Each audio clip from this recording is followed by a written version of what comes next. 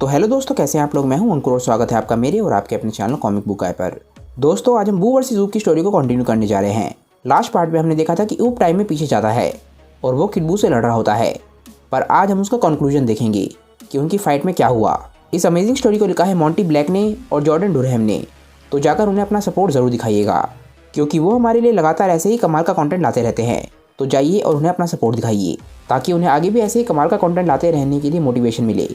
Video शुरू करने से पहले दोस्तों, अगर आपको आज की वीडियो अच्छी लगे तो वीडियो को लाइक करना बिल्कुल मत भूलिएगा और इस वीडियो को अपने दोस्तों के साथ शेयर भी जरूर कीजिएगा।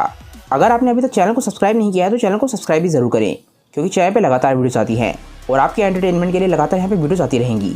अगर आप चैनल पर नए हैं तो मैं आपको बता देता हूँ कि मैं चैनल पर ऑलरेडी बहुत सारी फैन मैगज़ कवर कर चुका हूँ और आप चैनल के प्लेलिस्ट के टैब में जाकर सारी की सारी फैन मैगज़ देख सकते हैं। वहाँ पर आपको सारी की सारी मैगज़ सीखे से मिल जाएंगी, तो जाइए और इन्जॉय कीजिए।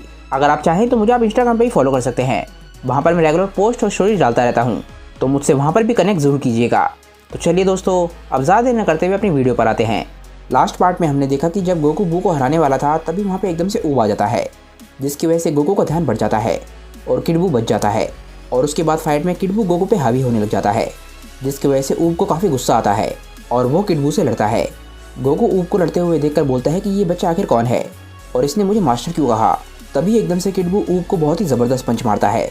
बू को लगता है कि उससे ऊब को चोट लगी होगी, और ऊब को उससे ज़रा सी भी चोट नहीं लगी और वो गुस्से में बू को देखने लग जाता है। बू को इससे बहुत ज़्यादा गुस्सा आता है। तभी एकदम से ऊब किड बू को हेडबट करता है और किड बू का सर ज़मीन में गड़ जाता है। वेजिटा इन दोनों की ताकत से बहुत ज़्यादा हैरान होता है। वो बोलता है कि जितना इन दोनों को गुस्सा आ रहा है उतनी ही ये दोनों ज़्यादा ताकतवर होते जा रहे हैं। गोकू की हालत काफ़ी ख़राब होती है, पर फिर भी वो इस फाइट को देख रहा होता है। वो बोलता है कि ये बच्चा तो कमाल का है, ये बू के हर मूव को पढ़ रहा है और उससे सीख भी रहा है। गोकू बोलता है कि इस बच्चे के मूव्स देख के ऐसा लग रहा है कि ये इन मूव्स को पहले से ही जानता है, पर ये बच्चा काफ़ी ज़्यादा इनएक्सपीरियंस्ड है और ये बू से लड़ना नहीं चाहता, ये उसे मारने में डर रहा है। ऊब लड़ते लड़ते काफ़ी ज़्यादा थक जाता है, पर तभी एकदम से किड बू उसके पास आता है और उसके सर पे बहुत ही ज़बरदस्त अटैक करता है। गोकू समझ जाता है कि इस बच्चे को मदद की ज़रूरत है। वो एकदम से चिल्लाता है, वो बोलता है, बच्चे मेरी बात सुनो। ऊब और बू की फाइट के वक्त हम करंट टाइम में वापस आ जाते हैं और हम देखते हैं कि गोकू की ट्रेनिंग चल रही थी। गोकू के सामने एक बहुत ही कमाल का ओपोनेंट खड़ा हुआ था, जो कि उसके डीएनए से ही बना था। गोकू बोलता है, मिस्टर पोपो आप तो कमाल हैं, आपने तो इस बारी कमाल ही कर दिया। एकदम से गोकू कामयाब बनाने लग जाता है और एकदम से वो ये अटैक डॉल पे शूट करता है, पर यह अटैक डॉल के आर पार चला जाता है। डॉल अपने आप को इस अटैक से बचाने में कामयाब हो जाती है। गोकू बोलता है कि ये डॉल तो कमाल की है, जैसा मुझे याद था ये डॉल बिल्कुल वैसी ही है, लगता है काफ़ी मज़ा आने वाला है। हो सकता है इस फाइट के एंड तक मुझे अल्ट्रा इंस्टिंक्ट की ज़रूरत भी ना पड़े। मिस्टर पोपो गोकू के पीछे ही खड़े हुए थे। वो बोलते हैं, गोकू तुम एक ऐसे ओपोनेंट को चाहते थे जो तुम्हें मारने में बिल्कुल भी ना डरे, और अब तुम्हारे सामने बिल्कुल ऐसा ही ओपोनेंट खड़ा हुआ है। उम्मीद करता हूँ कि तुम ये रिग्रेट नहीं करोगे। गोकू एकदम से डॉल पे अटैक करना शुरू कर देता है और एकदम से उसके पीछे पहुँच जाता है। वो उसे बहुत ही ज़बरदस्त पंच मारने ही वाला था, पर डॉल एकदम से गोकू पे अटैक कर देती है और ये अटैक की वजह से गोकू बहुत ही ज़्यादा दूर जाके गिरता है। इससे पहले कि गोकू कहीं पर जाके टकराए, गोकू अपने आप को रोकने में कामयाब हो जाता है। वो बोलता है कि ये डॉल तो सच में बहुत ज़्यादा डरावनी है। डॉल मुड़ के गोकू की तरफ देखती है। पैन मिस्टर पोपो से पूछती है, मिस्टर पोपो क्या वो डॉल सच में ग्रैंडपा को हरा सकती है। मिस्टर पोपो बोलते हैं, पैन तुम्हारे ग्रैंडपा को एक ऐसा ओपोनेंट चाहिए था जो उन्हें मारने में बिल्कुल भी ना डरे, और आखिरकार उन्हें एक ऐसा ओपोनेंट मिल गया है। हालांकि गोकू इस चीज़ में थोड़ा सा हिपोक्रेटिकल है, क्योंकि वो भी अपने ओपोनेंट से लड़ते हुए उन्हें मारने के बारे में कभी भी नहीं सोचता। वो हमेशा इस हिसाब से लड़ता है कि वो अपने ओपोनेंट को ज़्यादा नुकसान ना पहुँचाए। इसके बाद हम गोकू के डीएनए से बनी हुई डॉल को देखते हैं, जो डॉल काफ़ी ज़्यादा डरावनी लग रही होती है। गोकू एक बार फिर से डॉल की तरफ अटैक करने के लिए बढ़ता है और लगातार जाके उसे पंचेस मारने लग जाता है। डॉल गोकू के हर अटैक से बहुत ही आराम से बच रही होती है और अचानक से ही वो गोकू की गर्दन पे एक बहुत ही ज़बरदस्त कराटे चॉप मारती है। इस अटैक की वजह से गोकू ज़मीन पर गिर जाता है और उसे काफ़ी ज़्यादा नुकसान भी पहुँचता है। गोकू एकदम से अपनी जेब में से सेंजू बीन निकालता है। वो बोलता है कि मैंने तो कभी सोचा भी नहीं था कि मुझे सेंजू बीन की ज़रूरत इतनी जल्दी पड़ जाएगी। इसके बाद हम फिर से पास्ट में पहुँच जाते हैं।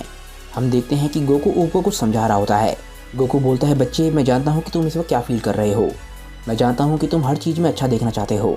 मैं ये बात भी समझ सकता हूँ कि तुम हर चीज़ को इम्प्रूव करना चाहते हो, क्योंकि एक स्ट्रॉन्ग ओपोनेंट जो कि खुद अच्छा हो और एक अच्छा इंसान भी हो, वो एक बुरे ओपोनेंट से बेहतर होता है। इसके बाद गोकू फैट बू की तरफ देखता है और बोलता है कि उसके अंदर जो भी अच्छाई थी मैंने उसे थोड़ा सा चांस दिया, और देखो वो वहाँ पर है। अपने दिमाग को आज़ाद कर दो, अपने दिल को भी आज़ाद कर दो, और इस बारे में ज़्यादा बिल्कुल भी मत सोचो। तुम्हारे लिए जो अच्छा है वो सोचो, और तुम्हारे ओपोनेंट की वजह से जो खतरा बन रहा है उसके बारे में सोचो, और तुम बिल्कुल फ्री हो जाओगी। तुम्हारे मन में जो अपने ओपोनेंट को मारने का गिल्ट है और तुम्हारे मन में जो गुस्सा है वो भी कंट्रोल में आ जाएगा।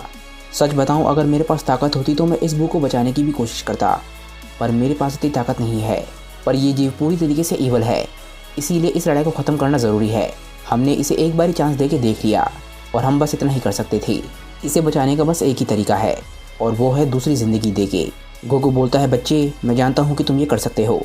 गोकू के इतना बोलते बोलते किड बू एकदम से गोकू और वेजिटा पे एक ब्लास्ट शूट करता है और जिसके बाद एक बहुत ही बड़ा ब्लास्ट होता है। गोकू और वेजिटा इसमें मारे जाते हैं और किड बू के चेहरे पर एक स्माइल होती है।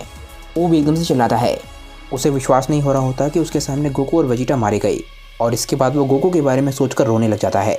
ऊब के शरीर में से बहुत ज़्यादा एनर्जी निकलने लग जाती है। वो बोलता है, मास्टर जब मैं एक ऐसा मॉन्स्टर था जिसे बदला नहीं जा सकता था तब भी आप मुझ पर बिलीव करते थे। आप मुझे बेहतर करना चाहते थे, आप मुझे बेहतर बनाना चाहते थे, चाहे वो दूसरी लाइफ के थ्रू ही क्यों ना हो, पर आपकी वजह से ही मैं बेहतर हुआ हूँ।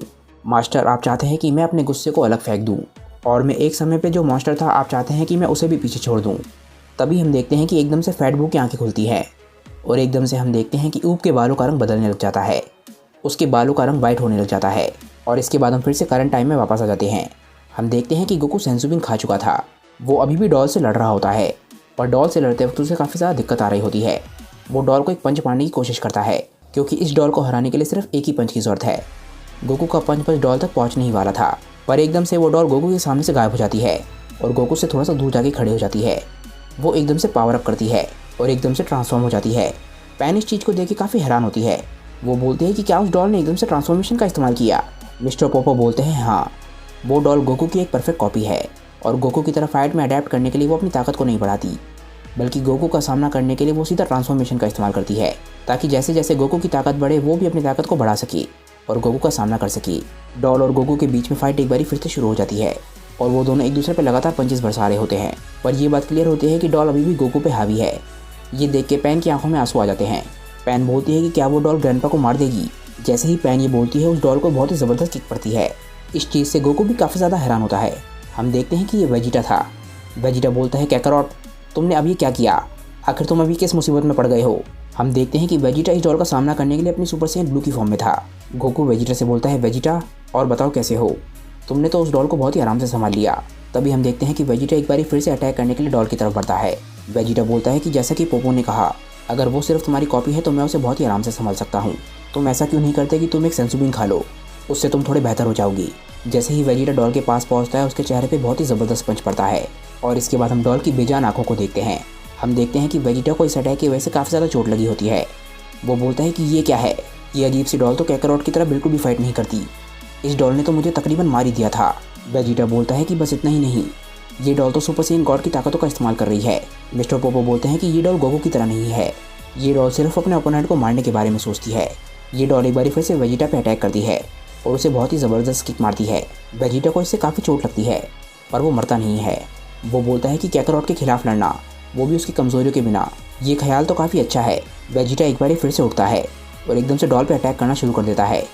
तभी हम देखते हैं कि पैन गोकू के पास जाती है और उसे एक सेंसुबिन खिला देती है।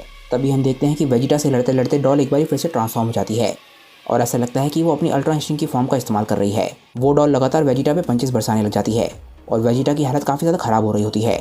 वेजिटा बोलता है कि ये तो एक बुरे सपने जैसा है, ये डॉल तो किसी पे भी बिल्कुल भी रहम नहीं करती। ये बोलते बोलते वेजिटा लगातार पिटते जा रहा होता है और उसकी हालत लगातार ख़राब होए जा रही होती है। तभी हम देखते हैं कि गोकू एकदम से ठीक हो जाता है। वो बोलता है, डॉल क्या हुआ, मुझे लगा था कि तुम मुझसे लड़ोगी। इसके बाद गोकू डॉल पे अटैक करने के लिए आगे बढ़ता है। डॉल एकदम से मुड़ के गोकू की तरफ देखती है क्योंकि डॉल का मेन टारगेट गोकू ही था। वेजिटा की हालत काफ़ी ख़राब लग रही होती है पर फिलहाल के लिए वो बच गया। आखिर ये फाइट आगे कैसे बढ़ेगी, क्या धरती खतरे में है, ये हम जानेंगे नेक्स्ट वीडियो में। आज की वीडियो दोस्तों यहीं पे ख़त्म करते हैं। मुझे नीचे कमेंट करके बताइए कि आज की वीडियो आप लोगों को कैसी लगी। अगर आपको आज की वीडियो अच्छी लगी हो तो वीडियो को लाइक करना बिल्कुल मत भूलिएगा और वीडियो को अपने दोस्तों के साथ शेयर भी जरूर कीजिएगा। जिन लोगों ने अभी तक चैनल को सब्सक्राइब नहीं किया है वो चैनल को सब्सक्राइब कर लें क्योंकि चैनल पर लगातार वीडियोज़ आती हैं और मैं आपके एंटरटेनमेंट के लिए लगातार यहाँ पर वीडियोज़ लेकर आता हूँ। अगर आप ड्रैगन बॉल के अलावा दूसरे एनिमेज को भी पसंद करते हैं तो आप मेरे दूसरे चैनल CBG एनिमे को सब्सक्राइब कर सकते हैं। अगर आप चाहें तो मेरे चैनल कॉमिक वानी को भी सब्सक्राइब कर सकते हैं। वहाँ पर मैं सुपर हीरो से रिलेटेड कंटेंट डालता हूँ, स्पेशली मार्वल और DC का। वहाँ पर भी मैं रेगुलर वीडियोस पोस्ट करता हूँ। तो आपको जिस भी चैनल में इंटरेस्ट हो आप उस चैनल को जाकर सब्सक्राइब ज़रूर करें। तो चलिए दोस्तों, आज की वीडियो के लिए बस इतना ही। मैं मिलता हूँ आप लोगों को अपनी नेक्स्ट वीडियो के साथ। तब तक के लिए बाय दोस्तों और थैंक्स फॉर वॉचिंग।